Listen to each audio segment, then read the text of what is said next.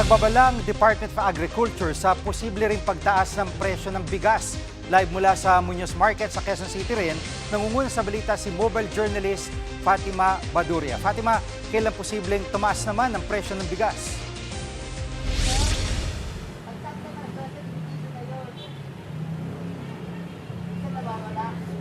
Jiggy, sa Agosto pa naman daw yan mararamdaman ayon sa Department of Agriculture at posible raw na mangyari yan kung magtutuloy-tuloy ang gera sa Middle East. Posible rin daw na tumaas ang presyo ng iba pang mga bilihin katulad ng manok at baboy. Narito ang pahayag ni DA Secretary Francisco Tiu Laurel.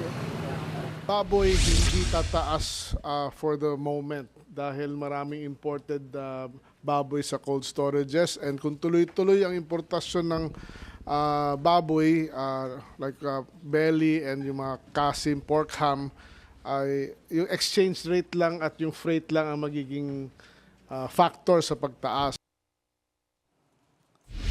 At Fatima, mamimigay ba ang DA ng ayuda para sa mga magsasaka at mangingisda?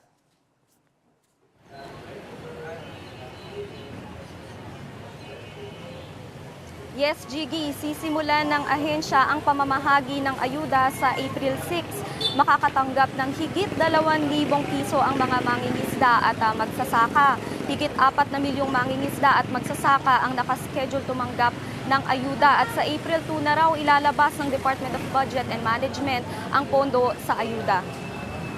At dyan sa Muñoz Market, kumusta ang presyo ng bilihin naman?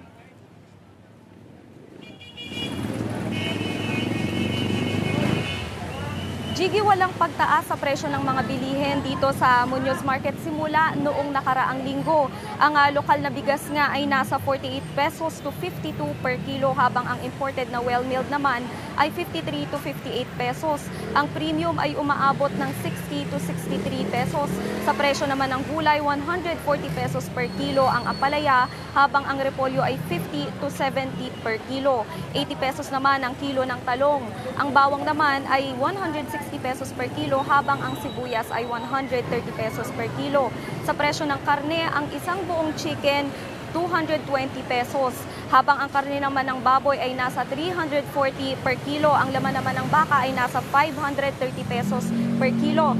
Steady rin ang presyo ng isda. Ang tilapia ay 140 pesos per kilo, 240 pesos per kilo naman ang galunggong at 280 per kilo ang bangus. Jiggy, sa ngayon pasok pa sa listahan ng tala ng Department of Agriculture yung mga presyo ng bilihin dito sa Muñoz Market. Pero ayon sa mga vendor ay posible raw na tumaas yan kung magtataas ng singil yung mga nagde-deliver ng paninda sa kanila dahil nga sa taas presyo ng petrolyo. Jiggy.